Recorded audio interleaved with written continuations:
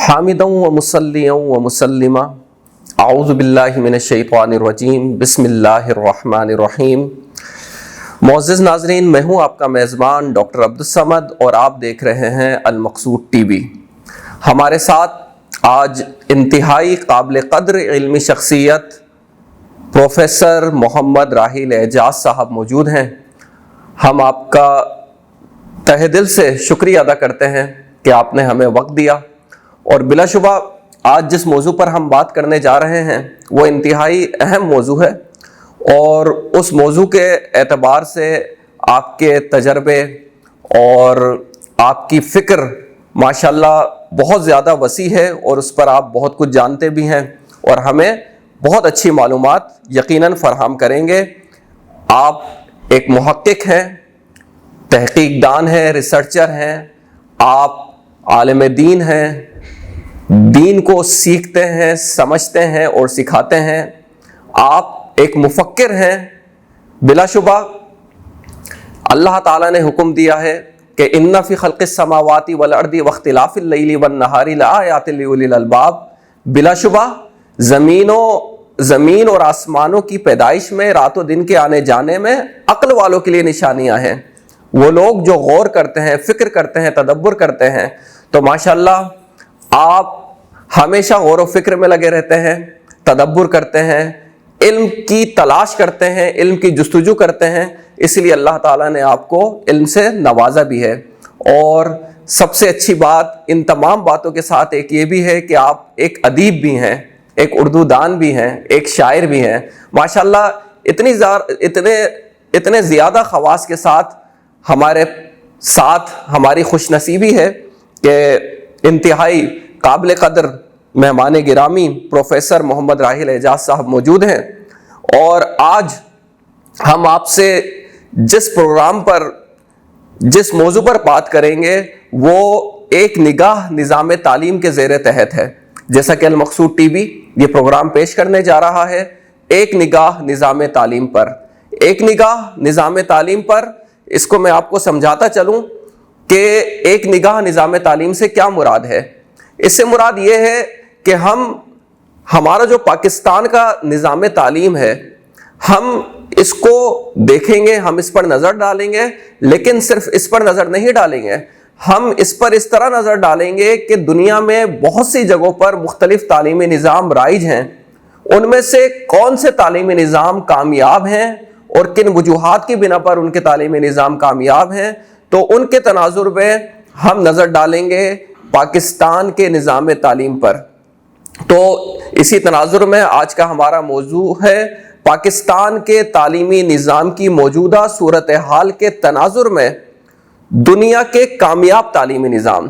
تو پروفیسر صاحب، پہلے تو آپ کو خوش آمدید۔ بہت شکریہ، السلام علیکم۔ وعلیکم السلام ورحمۃ اللہ۔ تو آج کا جو ہمارا موضوع ہے ایک نگاہ نظام تعلیم کے زیر تحت جو ہمارا پاکستانی تعلیمی نظام ہے، موجودہ اس کی جو صورتحال ہے، تو اس کے تناظر میں ہم مختلف دنیا کے جو کامیاب تعلیمی نظام ہیں اگر اس کو دیکھتے ہیں تو اس بارے میں آپ کیا فرمائیں گے؟ بسم اللہ الرحمن الرحیم۔ اللہم صلی وسلم وبارک علی سیدنا و مولانا محمد النبی الامی الحبیب العالی القدر العظیم الجاہ وعلی آلہ وصحبہ وبارک وسلم۔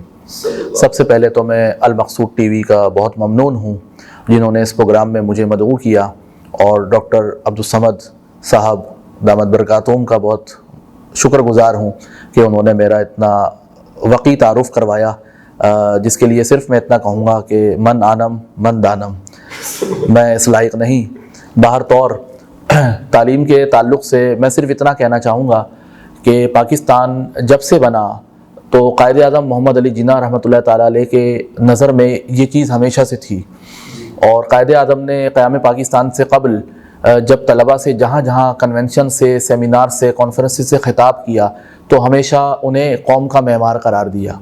تو ظاہر ہے کہ طلباء جو کہ تعلیمی مراحل سے گزر رہے ہوتے ہیں ان سے ہی کسی قوم کا خوش آئند مستقبل وابستہ ہوتا ہے، اور یہ طلباء ہی ہوتے ہیں جو بعد میں ہراول دستے کے طور پر اپنا کردار ادا کرتے ہیں، قوم کی مہار تھامتے ہیں، قوم کو لیڈ کرتے ہیں، قوم کو آگے لے کر چلتے ہیں۔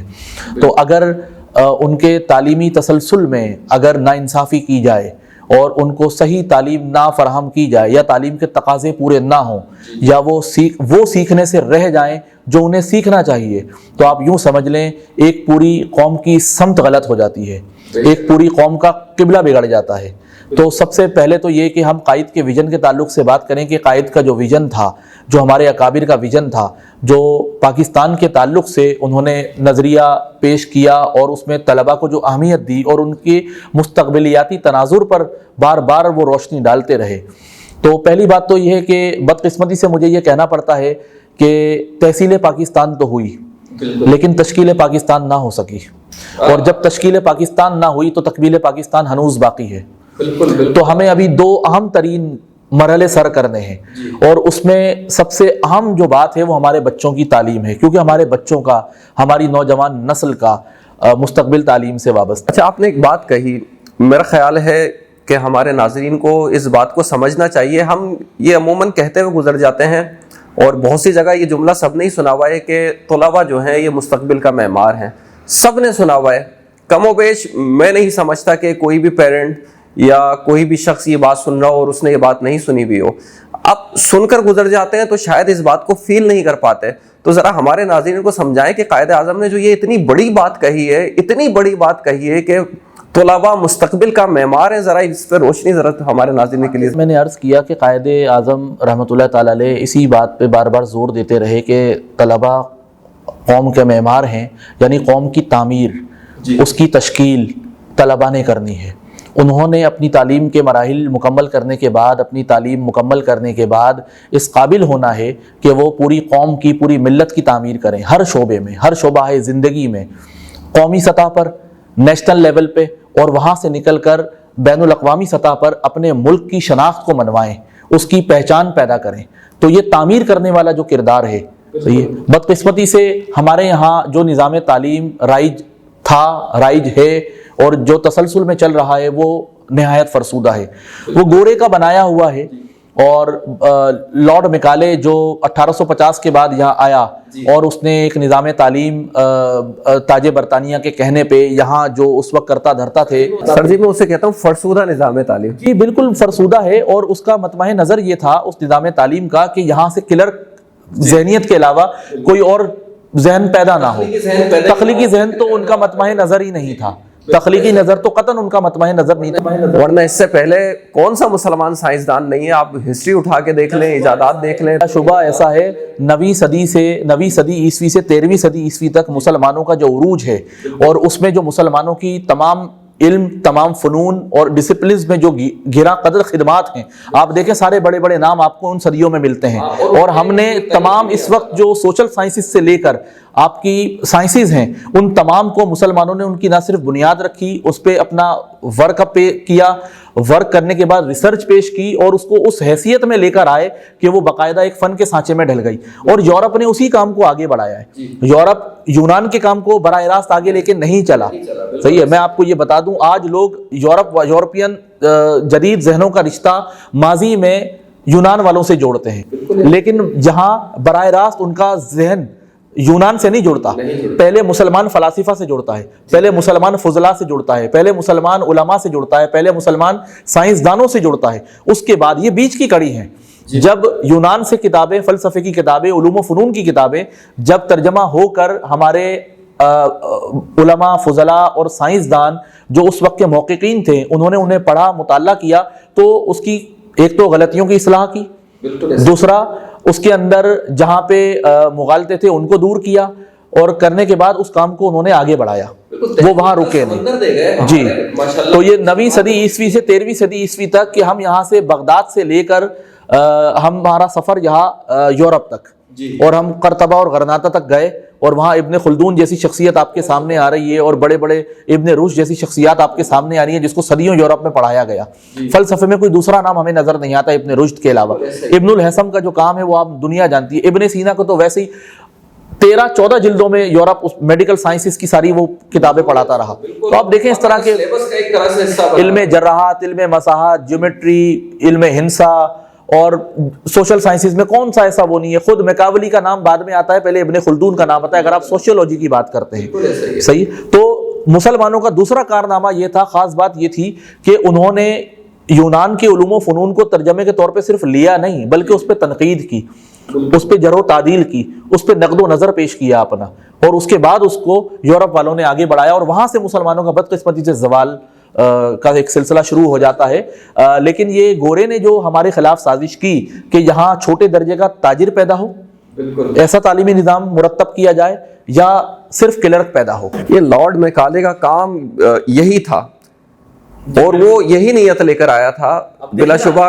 अब देखें ना, एक कितनी बड़ी ज्यादती है कि उन्होंने हमारे बर्रे अजीम के लोगों को किस निगाह से देखा। वो कहने लगे कि बरतानिया के अंदर, बरतानिया वाले पूरा दिमाग रखते हैं, बर्रे अजीम वाले आधा दिमाग रखते हैं, ये नाकिसुल अक्ल है, वो कामिलुल अक्ल है, वो इंटेलिजेंट कौमें हैं, क्योंकि वो अपने आबा व अजदाद नेंडरथल से गारों का जो सिलसिला चलाते थे, होमोसिपियंस का, वो उस मामले में हमें नाकिस मानते थे। तो उन्होंने कहा हमारे यहाँ 66 नंबर वाला पास होता है 100 में से, चूंकि ये आधे हैं, इन्हें 33 नंबर वाला पास करार दिया जाए। आप देखिए कितनी बड़ी ज्यादती है ये। हमें बिल्कुल डिग्रेड किया गया, और ये सब एक पूरा प्री प्लान मंसूबा नजर आता है, और इसको हम आज तक नहीं समझ पा रहे। वो जो एक तालीमी निज़ाम और उसका तरीक़ेकार और वो जो सेटअप देकर गया है, उसको हम आज तक नहीं समझ पा रहे। हैरत ये है कि माशाल्लाह सही है, जो वो वक्त था, वक्त गुजरा, हमने तंगी का दौर देखा, परेशानी का दौर देखा। अब दुनिया के साथ साथ हम भी, ऐसा नहीं है कि वहीं पर ही खड़े हुए, हमें माशाल्लाह आज भी बहुत से मुहक्किकीन पैदा हो गए, बहुत से रिसर्च स्कॉलर्स हैं, बहुत से माशाल्लाह रिसर्चर्स हैं जो ये जानते हैं कि सिलेबस सही नहीं है, लिखते भी हैं, बोलते भी हैं। बहुत से जानते हैं कि तालीमी निज़ाम सही नहीं है, लिखते भी हैं, बोलते भी हैं। लेकिन समझ में ये बात नहीं आ रही मेरे कि जब सब जानते हैं तो फिर क्या वजह है कि अब भी हम अपना तालीमी निज़ाम सही नहीं कर रहे। बदकिस्मती से वही बात कि एक तो मैं पहले ये बताता चलूँ कि इस वक्त जो तालीमी निज़ाम है और जो उसी फरसूदा तालीमी निज़ाम का तसलसल है, उसमें तमाम तर इस्लाहात हो जाने के बावजूद उसके नकाइस ज़्यादा हैं। आप देखें वो सारा का सारा मबनी है रट्टाफिकेशन पे। बिल्कुल रट्टाफिकेशन। बच्चे ने, वालिदैन ने बच्चे को नए साल का कोर्स खरीद के दिया, उसमें पब्लिशर की छपी हुई बुक्स मौजूद हैं, उन बुक्स को लेकर बच्चा स्कूल गया, टीचर ने उसमें से सवाल और जवाब बोर्ड पे लिखे, टीचर ने किताब से देकर बोर्ड पे छापा, बच्चे ने बोर्ड से देकर कॉपी पे छापा, जो छापा उसे रट लिया, इम्तहान में सिलेक्टेड तरीके से उसमें से रट लिया, रटने के बाद इम्तहानी सवालात के जवाब के तनाजुर में उसने दोबारा इम्तहानी कॉपी पे छाप दिया। अब आप मुझे ये बताएं कि इसमें लर्निंग क्या हुई, इसमें जहन की तरबियत क्या हुई? हाफजे का इम्तिहान हो गया, टैलेंट का तो हुआ ही नहीं। ये मेरिट नहीं है, मेरिट नहीं है, बिल्कुल मेरिट नहीं है। आज के दौर के हिसाब से ये चीज फेलियर कर जाती है। जहां आप सोशल इंटेलिजेंस की बात करते हैं, जहां आप समाजी जहानत की बात करते हैं, जहां आप पब्लिक रिलेशनिंग की बात करते हैं, जहां आप ताल्लुक जोड़ने की बात करते हैं, रिश्तों को पायदार बनाने की बात करते हैं, लोगों को कन्विंस करने की बात करते हैं, तो ये तमाम चीजें, ये तालीमी निज़ाम वहां दम तोड़ जाता है कि हमारा तालीमी निज़ाम फेलियर कर गया, कोलैप्स कर गया है यहाँ पे। तो सबसे बुरी बात इस तालीमी निज़ाम की, हमने इस तालीमी निज़ाम में मरकज़ बना लिया है बुक को।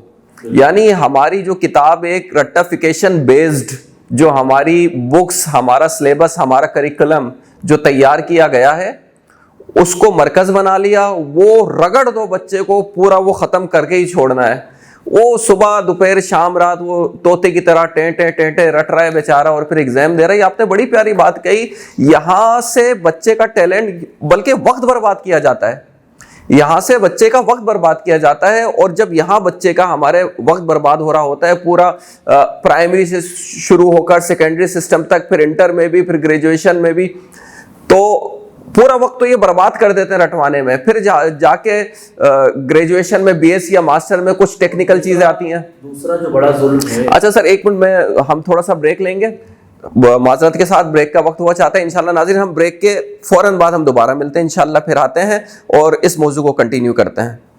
आपका अपना बैनुल अक़वामी चैनल अल मकसूद टीवी दुनिया भर में मौजूद अपने नाज़रीन के लिए ला रहा है मुफीद, काबिल दस्तरद और मुज़र असरात से पाक इलाज पर मबनी खुसूसी नशरियात, क्योंकि सेहत एक अनमोल नेमत है। इसलिए अल मकसूद टीवी करेगा कदम कदम पर अपने नाजरीन की रहनुमाई। दिए जाएंगे मुफीद मशवरे और पेशावराना रहनुमाई। माहिरीन सेहत की वसातत से कई एक बीमारियों का इलाज दिया जाएगा। सब्जियों और फलों के जरिए रूहानी बीमारियों और मसाइल का हल मिलेगा। तिब्बे नबवी और कुरान और हदीस की रोशनी में ला इलाज बीमारियों का होगा इलाज। कदीम यूनानी तरीकों से होम्योपैथी तरीका इलाज से किया जाएगा आपकी बीमारियों का शाफिया इलाज, जिसका इजाफी खासा यह है कि बीमारी से मुकम्मल शिफायाबी के बाद मुज़र सेहत असरात इन दवाओं का हिस्सा नहीं होते। बताए जाएंगे नाजरीन को देसी घरेलू टोटके। मजीद मुफीद तरीका इलाज जानने के लिए देखते रहिए अल मकसूद टीवी।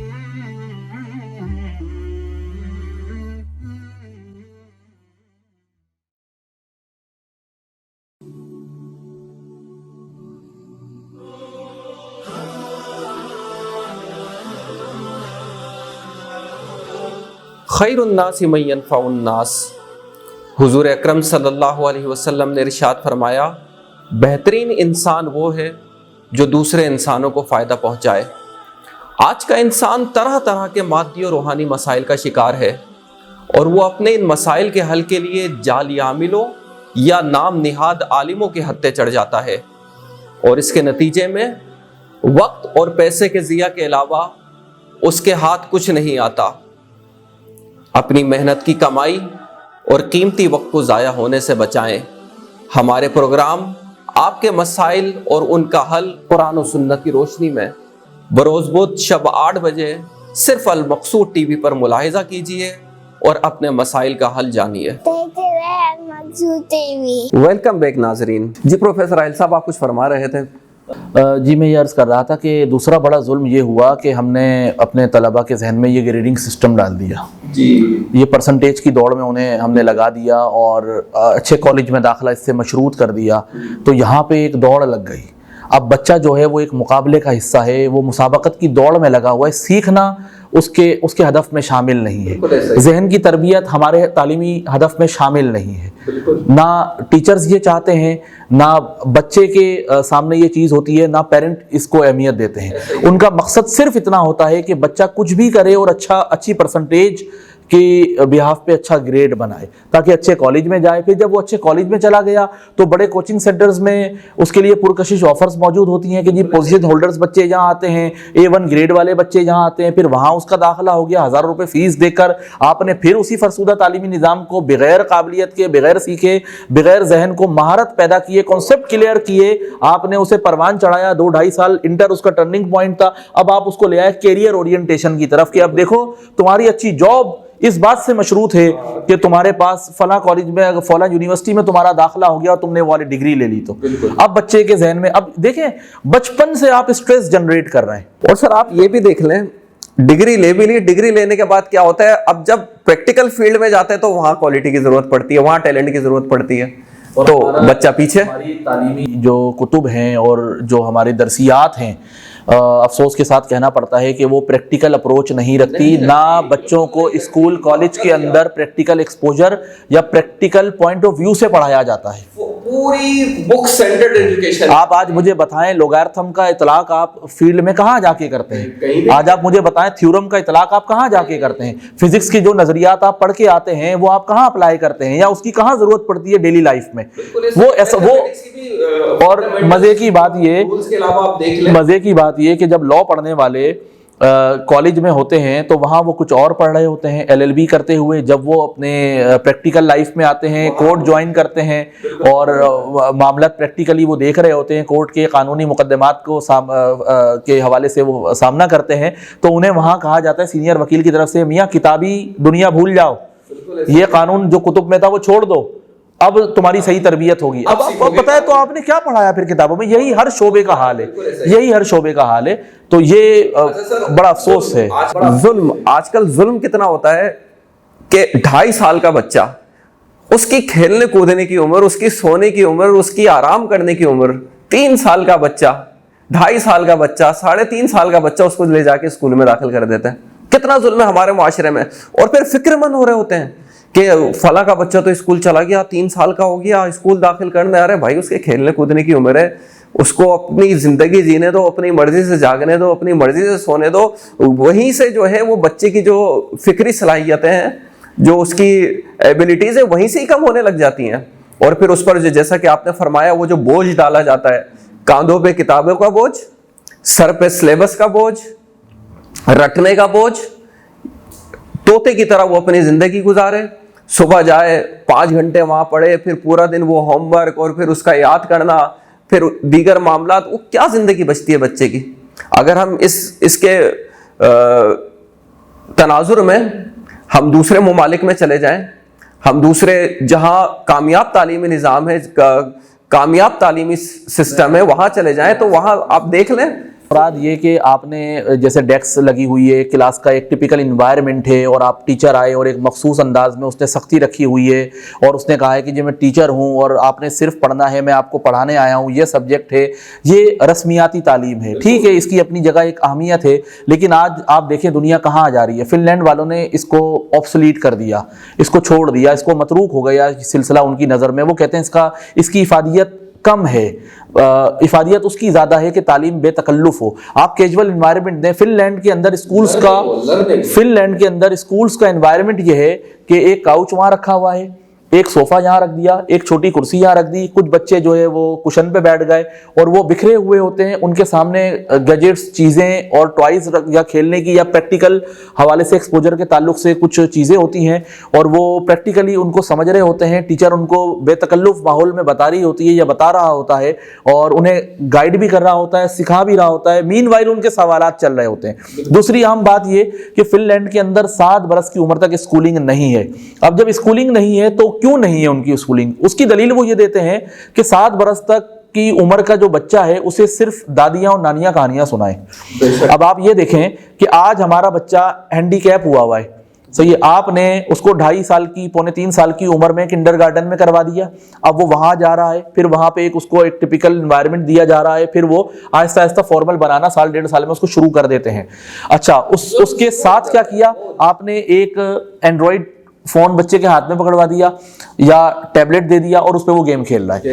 اب دیکھیں, کہانیاں سننے سے انسان کے اندر امیجنیشن ڈیولپ ہوتی ہے, تخیل کی صلاحیت آتی ہے, وہ تخیلاتی دنیا پیدا کرتا ہے, تخیلاتی دنیا تراشتا ہے, صحیح, اور اس کے یہ ایک بہت وسیع کینوس ہے. میں آپ کو ایک چیز زمان و مکان کے اندر دکھاؤں اور ایک حدود کے اندر اس کو میں رکھوں, ٹھیک ہے, تو آپ وہیں تک محدود رہیں گے. اور جب میں آپ کو شہزادے شہزادیوں کی کہانیاں سناؤں اور آپ اپنے تخیل میں آزاد ہوں, تو اب آپ کی مرضی, جیسا چاہے فرض کریں, جیسا چاہے امیجن کریں, جیسا چاہے تخیل تراشیں, یہ تو آپ کی مرضی ہے. پھر یہی چیز ڈیولپ ہوتے ہوتے تخلیقیت کی طرف جاتی ہے, تخلیقی ذہن پیدا کرتی ہے, اس سے اچھے مصور پیدا ہوتے ہیں, اچھے شاعر پیدا ہوتے ہیں, اچھے استاد پیدا ہوتے ہیں, اچھے سائنسدان پیدا ہوتے ہیں. سائنسدان بھی, وہ اپروچ بھی بچہ وہیں سے کیری کرتا ہے جس میں ٹینڈنسی ہوتی ہے, وہ امیجنیشن پاور ہوتا ہے جو وہ ایجاد کرنے کی طرف بندے کو لے جاتا ہے. تو آپ ہمیں بتائیں کہ آج فن لینڈ کہاں, جو کامیاب ترین ماڈل ہے, اس نے کہا کہ انسان کا انسان سے انٹریکشن سکھاتا ہے, ٹیچر اور اسٹوڈنٹ کا فرینڈشپ والا ریلیشن سکھاتا ہے, بے تکلف ماحول سکھاتا ہے, 7 سال تک کوئی فارمل ایجوکیشن کی اسکول لانے کی ضرورت نہیں ہے, اور ہم نہ جانے کیا کر رہے ہیں, ہم نہ جانے کس طرف جا رہے ہیں. دوسرا سسٹم آپ دیکھیں جاپان کا ہے, 10 سال کی عمر تک ایگزام فری, بچے کو بالکل کوئی ایگزام, کوئی امتحان بچے کے اوپر اس کے کسی قسم کا کوئی پریشر نہیں ہے. اور ہم نہ جانے کیا کر رہے ہیں, ہم نہ جانے کس طرف جا رہے ہیں. دوسرا سسٹم آپ دیکھیں جاپان کا ہے, 10 سال کی عمر تک ایگزام فری, زبردست, بالکل کوئی ٹینشن ہی نہیں, پیپر دینے کی ٹینشن ہی نہیں, بچے کے اوپر کسی قسم کا کوئی پریشر نہیں. اچھا سر, میں آپ کو یہ جاپان کی طرف ہم آتے ہیں, اس سے پہلے میں آپ کو بتا دوں کہ راہیل صاحب نے جو بات کی قصے کہانیوں کی اور امیجنیشن کی, کریشن کی اور تحقیق کی طرف جانے کی, اس کی بات میں آپ کو بتا دوں کہ جب آپ بچے کو جنگل کی کہانی سنا رہے ہوتے ہیں, آپ تو سنا رہے ہوتے ہیں لیکن آپ کو نہیں پتا آپ کا بچہ اس وقت جنگل میں ہوتا ہے. جب آپ بچوں کو جو ہے ریگستان کی کہانی سنا رہے ہیں, وہ ریگستان میں ہوتا ہے. آپ اپنے بچے کو مریخ کی کہانی سنا رہے ہیں تو وہ مریخ میں ہوتا ہے. آپ اپنے بچے کو چاند کی کہانی سنا رہے ہیں, وہ چاند میں ہوتا ہے. جہاں جہاں کہانی میں آپ اپنے بچے کو لے کر جائیں گے, آپ کا بچہ وہاں پہنچ جائے گا. حالانکہ آپ کہانی میں جنگل کی کہانی سنا رہے ہوتے ہیں تو شیر کی بات کر رہے ہوتے ہیں, چیتے کی بات کر رہے ہوتے ہیں, ہرن کی بات کر رہے ہوتے ہیں, ٹارزن کی بات کر رہے ہوتے ہیں, اپنے بچے کی بات نہیں کر رہے ہوتے. لیکن آپ کا بچہ جنگل میں اپنے آپ کو لے جاتا ہے, اپنی فکر کو, اپنی سوچ کو جنگل میں لے جاتا ہے. آپ جب چاند کی کہانی سنا رہے ہوتے ہیں تو چاندنی کی بات کرتے ہیں, چندا ماموں کی بات کرتے ہیں, چندا مامی کی بات کرتے ہیں, اپنے بچے کی بات نہیں کرتے, اپنے بچے کا نام نہیں لیتے, لیکن وہ اپنے آپ کو وہاں لے جاتا ہے. تو یہ جو راحیل صاحب نے بات کی, اس سے مراد یہی ہے کہ جب آپ اپنے بچوں کو کہانیاں سنا رہے ہیں, ٹھیک ہے اس دور میں آپ موبائل دے رہے ہیں, چلے ہم آپ کو نہیں روک سکتے, آپ دے رہے ہیں, ہم آپ کو نہیں روک سکتے, آپ کے بچوں کو نہیں روک سکتے, لیکن کم از کم یہ کہانی نہ چھوڑیں, کہانیوں کا سنانا نہ چھوڑیں. چونکہ آپ اپنے بچوں کو جہاں جہاں لے کے جائیں گے وہاں وہاں آپ کا بچہ جائے گا, پھر اس کی فکر وسیع ہوگی, وہ نئی وہ تمام دنیاؤں کو اپنے ذہن میں سوچے گا. تو ایک وقت ایسا آئے گا کہ وہی جستجو جو مختلف جگہوں پہ اس کی جاتے ہوئے انکریز ہوئی, بڑی, اس میں پیدا ہوئی کیوریسٹی جو اس میں پیدا ہوئی, وہ ڈیولپ ہوگی, اور یہی چیز اس کو تحقیق کی طرف لے کے جائے گی, اور یہی چیز اس کو قابل بنائے گی. جی سر معذرت, اب آپ بات کر رہے تھے.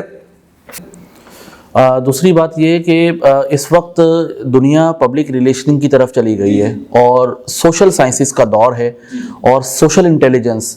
دیکھیں ول ڈیورانٹ ایک بہت مشہور فلاسفر ہے اور اس کی ساری کتابیں بیسٹ سیلرز میں رہی ہیں, اور اس کی فکر کو بڑا گراں قدر مانا جاتا ہے اور کوٹ کیا جاتا ہے. ول ڈیورانٹ نے پلیجر آف فلاسفی, نشاط فلسفہ میں لکھا ایک جگہ کہ جینیس دو طرح کے ہوتے ہیں, ایک کلاسک جینیس ہوتا ہے, ایک رومانٹک جینیس ہوتا ہے.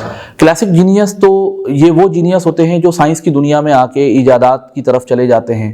ایڈیسن کلاسک جینیس ہے, آئنسٹائن کلاسک جینیس ہے, نیوٹن کلاسک جینیس ہے, ڈاکٹر مختلف اسٹیفن ہاکنگ وغیرہ کلاسک جینیس ہیں.